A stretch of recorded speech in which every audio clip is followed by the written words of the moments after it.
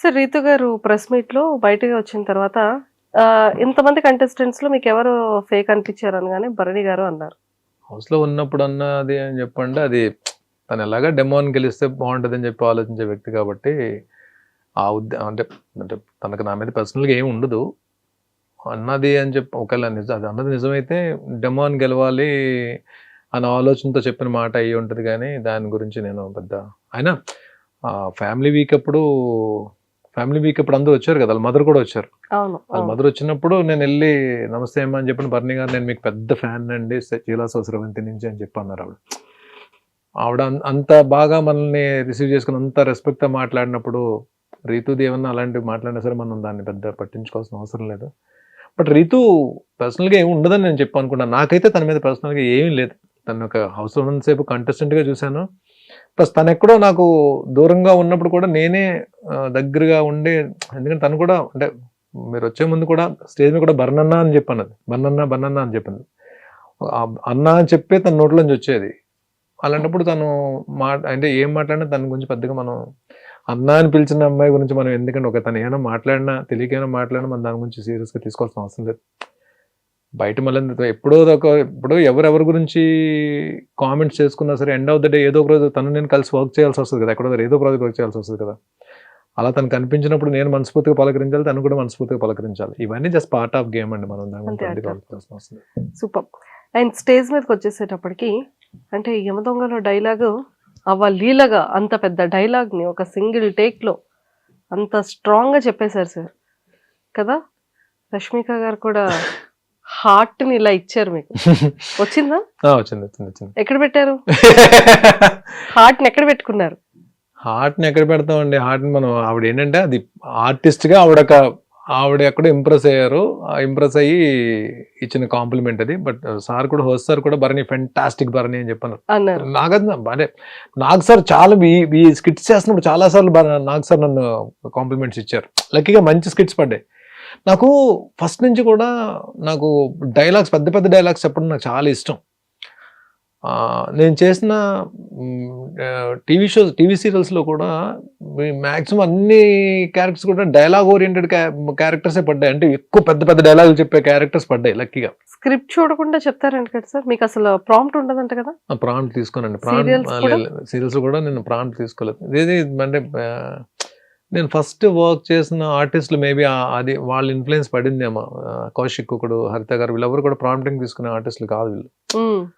So ఆ prompting తీసుకోకుండానే work చేయడం అలవాటైంది. అది సినిమాలోకి వచ్చేటప్పుడు అది మనకి హెల్ప్ అవుతుంది. సినిమాలో ప్రాంప్టింగ్ ఉండదు కదా, మాక్సిమం ఉండదు ప్రాంప్టింగ్. సో మనకి అది హెల్ప్ అవుతుంది మనకి. సో అదే అలాగే నేను ఆ డైలాగ్ అప్పటికప్పుడు అనుకుని చెప్పిన డైలాగ్. బట్ అది అప్పటికీ నాకు ఎక్కడో చిన్న డిసాటిస్ఫాక్షన్ ఉంది. అంటే ఆ ఫ్లో అన్నది ఎక్కడో చిన్నది మిస్ అయింది అనిపించింది నాకు. బట్ అంటే ఇంకొంచెం టైం దొరికితే ఇంకొంచెం బాగా కమాండబుల్ గా చెప్తాను. కానీ ఆ ఎండ్ నాకు నచ్చింది. ఎండ్ రియాక్షన్ అయితే నాకు నచ్చింది. డైలాగ్స్ అయితే బాగానే చెప్తాను అని అనుకుంటున్నా. అది వర్కౌట్ అయింది అక్కడ. సూపర్. అది చాలా చాలా బాగుంది. అండ్ అందరూ ఇంప్రెస్డ్ అయ్యారు. అండ్ వీకెండ్ లో కూడా కాస్ట్యూమ్స్ అదరగొట్టేశారు. నాకు హౌస్లోకి వెళ్ళిన తర్వాత బయట నుంచి ఏం సపోర్ట్ ఉందో నాకు తెలియదండి నిజంగానే. సందీప్ అని నాకు తమ్ముళ్ళలాగా, నాకు మా వైజాగ్. సో తను ఆ తమ్ముడు ఒక ఇద్దరు తమ్ముళ్ళు పరిచయం చేశాడు. పాపం నేను వచ్చిన దగ్గర నుంచి వాళ్ళే చూసుకున్నారు ఇద్దరు. అసలు ఏం చేశారు, ఎలాగా నన్ను ప్రమోట్ చేశారు, ఎలాగ నన్ను హైలైట్ చేశారు కూడా నాకు తెలియదు. నాకు కానీ బయటకు వచ్చిందో తెలిసింది. వాళ్ళిద్దరూ అంటే నాకు ఇప్పుడు సొంత తమ్ముళ్ళ కన్నా ఎక్కువైపోయారు వాళ్ళు. అంటే నాట్ నవీన్ గాని రామ్కి, నవీన్ అండ్ రామ్కి సందీప్ పరిచయం చేసిన ఇద్దరు. నాకు బిగ్ బాస్ హౌస్ లోంచి బయటకు వచ్చిన ఇప్పుడు ఏమైపోద్ది, ఇప్పుడు ఓకే సందీప్ ఇద్దరిని అప్పచెప్పాడు నాకు, వీళ్ళిద్దరి మీద బాధ్యత పెట్టాను. వీళ్ళు ఏం చేశారో తీసి పక్కన పెడితే తమ్ముళ్ళలాగా నాకు వర్క్ చేసి పెట్టారు. సో వీళ్ళిద్దరూ ఏం చేశారు పక్కన పెడితే బిగ్ బాస్ నుంచి బయటకు వచ్చిన తర్వాత సరే థ్యాంక్ యూ సో మచ్ అని చెప్పి ఒక మాట చెప్పేసి మళ్ళీ ఎప్పుడైనా కలుద్దాము, సందీప్తో మాట్లాడదాం అని చెప్పి అనుకునే క్యారెక్టర్లు కాదు వాళ్ళిద్దరు. సొంత తమ్ముళ్ళకన్నా ఎక్కువైపోయారు నాకు ఇప్పుడు. అంటే బిగ్ బాస్ అని తీసి పక్కన పెడితే ఇప్పుడు బిగ్ బాస్ వరకు నేను ముందు చేసిన జర్నీ, బిగ్ బాస్ తర్వాత చేసిన జర్నీ అన్నది ఎక్కడో దగ్గర మా అన్నకి ఇంకా మంచి క్యారెక్టర్స్ రావాలి, మా అన్న ఇంకా పెద్ద పెద్ద మూవీస్లో ఇంకా పెద్ద క్యారెక్టర్లు చేయాలి, వెబ్ సిరీస్లో క్యారెక్టర్లు చేయాలని చెప్పి నాకన్నా ఎక్కువ తాపత్రయపడుతున్నారు వాళ్ళు. True. ఒక జెన్యున్గా ఒక వ్యక్తి ఎవరైనా మనకు పరిచయం మనకు ఫ్రెండ్ అయినా సరే, ఇప్పుడు ఇంత తక్కువ టైంలో బిగ్ బాస్కి వెళ్ళే ముందే పరిచయం అయింది నాకు 4 months ముందు హార్డ్లీ. అంటే బిగ్ బాస్కి వెళ్ళి ఒక 15-20 రోజులు ముందు పరిచయం. ఈ 3-4 monthsలో నిజంగా వాళ్ళిద్దరూ బయటకు వచ్చిన తర్వాత మీరిద్దరే ఇంత చేశారా, మీరిద్దరూ ఉండి నన్ను ఇంతలా తీసుకెళ్లారా అని చెప్పి నాకు ఆశ్చర్యం వేసింది. అంటే నిజంగానే సొంత తమ్ముళ్ళు అయినా సరే ఎక్కడో దగ్గర బద్దకించేవారేమో తప్ప వీళ్ళు డే అండ్ నైట్ కూర్చొని ఇద్దరు వర్క్ చేశారంటే నేను అదే చెప్తా. నేనేమంటానంటే బిగ్ బాస్ అనేది నాకు కప్పు ఇవ్వలేకపోవచ్చు, కానీ ఆ కప్పుకు సరిపడే ఫైట్ నేను చేశానో లేదో నాకు తెలియదు, కప్పు రాలేదేమో, కానీ నా కోసం నిలబడే మనుషులు దొరికారండి. నా కోసం నేను లేకపోతే ఏడ్చే మనుషులు దొరికారు. దివ్య కానీ సుమన్ కానీ బయట ఉండి నా కోసం 24 hours round the clock work చేసిన నవీన్ కానీ రామ్కి కానీ ఇంతకన్నా ఏం కావాలండి? ఒక మనిషి కోసం నిలబడే మనిషి దొరికేటంటే అది మామూలు విషయం కాదండి. అలాంటి జెన్యూన్ బాండ్స్ దొరకడం చాలా కష్టం. బాండ్స్ అని చెప్పి అంటారు. ఆ బాండ్సే మనం చివరి వరకు నడిపించేవి. ఆ బాండ్సే మనం చెరిపిన తర్వాత పైకెత్తివి కూడా ఆ బాండ్సే. ఇక్కడ బాండ్స్ అని పేరు పెడతాం, కానీ ఆ బాండ్స్ లేకపోతే మనిషి లేడు కదండి. బంధాలు లేకపోతే మనిషి ఎక్కడ ఉన్నాడండి? బంధాలు లేకపోతే మనిషి జీరో. ఇప్పుడు ఆ బంధాలే కదా నేను లోపల ఉన్నా సరే ఇంత పనిచేసే నా కోసం. ఆ ఇద్దరు ఏముంది, చిన్నపిల్లలు ఇద్దరు ఇప్పుడిప్పుడే కెరీర్ స్టార్ట్ అయింది. ఇద్దరు ఇంజనీరింగ్ ఫినిషర్స్ వచ్చారు, ఇద్దరు కుర్రాళ్ళు ఇద్దరు. జెమ్ ఆఫ్ గైస్ ఇద్దరు. ఎంత మంచి క్యాండిడేట్స్ అంటే ఇద్దరు. అసలు అంతే, ఒక్కొక్కసారి మనం కొన్ని ప్లాన్ చేసుకోం, అవి జరిగిపోతుంటే మనకి అంటే ఆత్మీయులు అయిపోతారు. మనం చూడండి, ఇప్పుడు నాగబాబు గారు స్టేజ్ మీదకి వచ్చినప్పుడు ఆయన హౌస్లో ఉన్నాను నేను, ఆయన ఫ్యామిలీ వీక్లోకి వచ్చి బర్నీ నా ఆత్మీయుడు, నా తమ్ముడు అని చెప్పి అన్నారు. హౌస్లో ఉండడం వల్లనే కదా అంత నేషనల్ టెలివిజన్లో అంత ప్లాట్ఫామ్ ఉంది. ఆయన వచ్చి ఆ మాట అంటే నాకేంటి అంటే ప్రపంచానికి బర్నీ ఏంటో చెప్పారు, నాకు బర్నీ ఇదని చెప్పి. అలాగే వీళ్ళు నేను బయటకు వచ్చిన తర్వాత రేపొద్దున్న వీళ్ళు నా కోసం ఎంత నిలబడినప్పుడు వాళ్ళ కోసం నేను నిలబడిపోతే వెర్ ఇస్ ద క్యారెక్టర్ ఉంది. True. It's not about life, it's in the reality show also. మనిషి కోసం మనిషి నిలబడడం అన్నది లైఫ్లోనే రియాలిటీ షోలోనే జరుగుతుందండి. అది హ్యాపెన్స్. సార్ చాలా మంది నాగబాబు సార్ స్టేజ్ మీదకి వచ్చిన తర్వాత మీ సపోర్ట్ అయిన తర్వాత అండ్ నిహారిక గారు అండ్ నాగార్జున సార్ మాట్లాడుకునే దాంట్లో కూడా అవును డాడీ వచ్చారు, బర్నీ గారు వాళ్ళ ఫ్రెండ్ బర్నీ గారు ఉన్నారు అని చెప్పి డాడీ వచ్చారు అన్నది. కానీ ఇదంతా కూడా ఏంటి అంటే ఓకే నాగబాబు గారు మనిషి, సో నాగబాబు గారి రికమెండేషన్ త్రూ బిగ్ బాస్కి వచ్చారు అన్నది చాలా ఎక్కువగా బయట స్ప్రెడ్ అయింది సార్. సో దానికోసం ఏం చెప్తారు మీరు?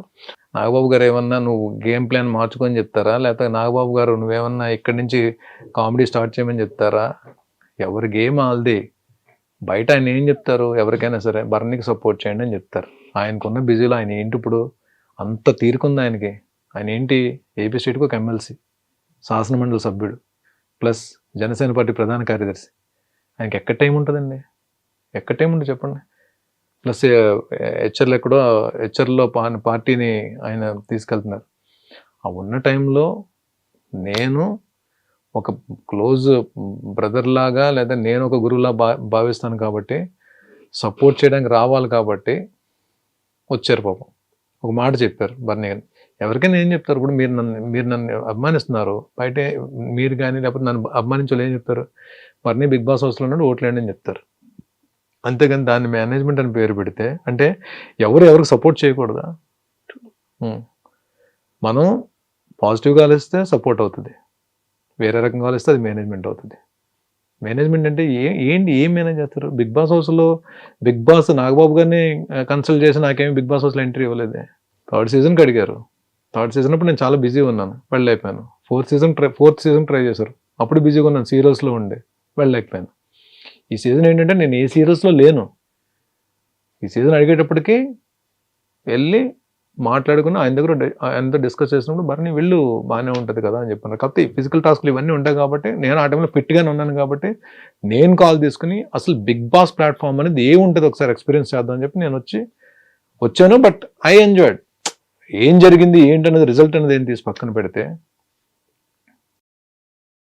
ఆ వర్డే తప్పది. It's not correct. క్లారిటీ వచ్చేసింది. అండ్ సార్ అంత ఫన్ ఎవ్రీథింగ్ బిగ్ బాస్ జర్నీలో ఎక్సలెంట్ వెళ్ళింది. బిగ్ బాస్ అనేది పక్కకు పెట్టేస్తే స్టేజ్ మీదకి అమ్మగారు అండ్ తల్లి గురువు నాగబాబు సార్ ఇద్దరు రావడం అదొక నెక్స్ట్ లెవెల్ అనిపించింది. నేను అందుకనే బెస్ట్ మెమరబుల్. హౌస్ లోంచి సాష్టాంగ నమస్కారం చేశాను. చూసారా మీరు? మనం పాదాలకి నమస్కారం చేసేది ఎవరికండి? తల్లికి గురువుకే కదా. అవును. నాకు అది నేను నా సంకల్పం, అది నేను గట్టిగా కోరుకున్నా. నేను హౌస్లో ఉన్నప్పుడు వాళ్ళిద్దరు రావాలి ఎట్టి పరిస్థితులు అని చెప్పి. అది జరిగింది. నాకు హౌస్లో ఉన్నన్ని రోజుల్లో ద బెస్ట్ మూమెంట్ ఏదైనా ఉందంటే వాళ్ళిద్దరు స్టేజ్ మీదకి రావడం, నేను చూడడం, మా అమ్మని నా ఒకరు అక్కడి నుంచి నాతో మాట్లాడడం నాకు ద బెస్ట్ మూమెంట్. హౌస్లోనే కాదు, నా లైఫ్లోనే అది ఒక బెస్ట్ మూమెంట్ అవుతుంది. అంటే నేను ఒక రియాలిటీ షోలో ఉన్నప్పుడు వాళ్ళిద్దరు రావడం, ఈ ప్రపంచం మొత్తం నా తల్లి నా గురువుని చూడడం, నాగబాబు గారికి నేనేంటి ఈ ప్రపంచానికి తెలియడం, ఇంతకన్నా నాకేం కావాలి? అఖండ మూవీలో ఒక మంచి విలన్ క్యారెక్టర్ కనిపించారు సార్. నాకు ఇప్పటికీ డౌట్ ఏంటంటే బిగ్ బాస్ హౌస్లో చూస్తే ఇంత ఇన్నోసెంట్గా, అంటే ఒక కూల్గా, ఒక నార్మల్ కామన్ ఒక క్యాజువల్ ఒక వ్యక్తిగా కనిపించే మీరు సీరియల్స్లో వాటిలో ఎక్కువ విలన్ క్యారెక్టర్స్ చేస్తూ, అండ్ మొన్న ఇప్పుడు అఖండ 2లో రిలీజ్ అయిన దాంట్లో కూడా విలన్ క్యారెక్టర్. అసలు మీరు చేసిన క్యారెక్టర్కి మీ రియాలిటీకి సంబంధం లేకుండా ఉంటారు సార్. ఏం చేద్దాం అంటారు? అదే ఇక్కడ నుంచి ఏమైనా ఒక brother character, friend character, morning బయటకు వచ్చిన తర్వాత ప్రకాష్ రాజ్ గారు లాంటి క్యారెక్టర్, రావు రమేష్ గారు లాంటి క్యారెక్టర్, ఈ క్యారెక్టర్ చేయాలి, పలానా పర్టికులర్ క్యారెక్టర్ చేయాలని చెప్పి నేను గిరిగీసి కూర్చోలేదండి. అయినో నేను ఏ మెటీరియల్లో నాకు తెలుసు, నాకు ఆ క్లారిటీ ఉంది. I'm not a hero material. నాకు వచ్చే క్యారెక్టర్లు ఏంటో నాకు తెలుసు. నాకు కాకపోతే బాగా ఆడియన్స్ ఆదరించే క్యారెక్టర్స్ నేను టీవీలో చేసినప్పుడు ఎక్కువ విలన్ క్యారెక్టర్స్, నెగిటివ్ రోల్స్ ఆ ఇన్ఫ్లుయెన్స్ ఉంటుంది కాబట్టి మ్యాక్సిమం నెగిటివ్ రోల్స్ వచ్చిండొచ్చు. అలాగని పాజిటివ్ రోల్స్ చేశాను, పాజిటివ్ రోల్స్లో కూడా మెప్పించాను. ఈ పలానా క్యారెక్టర్ చేయాలని చెప్పి అయితే నేను గిరిగేసుకొని కూర్చోలే. నేను ఇదే ఈ ఇంటర్వ్యూ సందర్భంగా నేను అందరి డైరెక్టర్స్కి, టీఎఫ్ఐ తెలుగులో ఉన్న అందరి డైరెక్టర్స్కి వినమ్రంగా నమస్కరిస్తూ రిక్వెస్ట్ చేసేది ఏంటంటే, భరణి ఏ క్యారెక్టర్ అని చేస్తాడు. అది 1 డే క్యారెక్టరా, 2 days క్యారెక్టరా, నెగిటివ్ క్యారెక్టరా, బ్రదర్ క్యారెక్టరా, ఫాదర్ క్యారెక్టర్, యంగ్ ఫాదర్ క్యారెక్టరా, ఏ క్యారెక్టర్ అయినా చేయడానికి సిద్ధంగా ఉన్నానండి. వెబ్ సిరీస్ కానీ, ప్లాట్ఫామ్స్ కానీ. కాకపోతే నాకు టీవీకి సీరియల్స్ చేయడానికి అయితే నాకు టైం తక్కువ ఉంది కాబట్టి నేను చేయలేకపోవచ్చు. బట్ అది కూడా ఇంకా ఆలోచనలోనే ఉన్నా. బట్ గెస్ట్ రోల్స్ ఏమైనా చేస్తాను నేను టీవీకి కూడా. షోస్ ఏమైనా ఉన్నా షోస్కి అటెండ్ అవుతాను, చేస్తాను. బట్ మూవీస్లో కానీ వెబ్ సిరీస్లో కానీ ఏ క్యారెక్టర్ అయినా చేయడానికి సిద్ధంగా ఉన్నానండి. బట్ చేస్తున్నాను కూడా ఆల్రెడీ. ఇప్పుడు నాకు షూటింగ్స్ జరుగుతున్నాయి, స్టార్ట్ అయిపోయింది షూటింగ్. కొన్ని షూటింగ్స్ ఆల్రెడీ ఆన్లో ఉన్నాయి. జాన్ నుంచి ఒక షూట్ స్టార్ట్ అవుతుంది. ఇంకెంత జాన్ వచ్చేస్తుంది కదా సార్. వెబ్ సిరీసా? మూవీ అండి. మూవీ స్టార్ట్ అవుతుంది. ఇంకొక సర్ప్రైజ్ కూడా మీకు జరుగుతుంది. బిగ్ బాస్ నుంచి బయటకు వచ్చే ముందు ఏం జరిగాయి, ఏ ప్రాజెక్ట్ ఎంటర్ అవుతున్నాను అన్నది అది ఇప్పుడు నేను ఇక్కడ రివీల్ చేయట్లేదు. నేను లాస్ట్ ఇంటర్వ్యూలో కూడా పెద్ద ప్రాజెక్ట్ చేయబోతున్నాను చెప్పాను కదా, అది కూడా అనేపోతుంది. జాన్ నుంచి నాకు 3 movies షూట్ స్టార్ట్ అవుతుంది, బ్యాక్ టు బ్యాక్. అబ్బా సూపర్.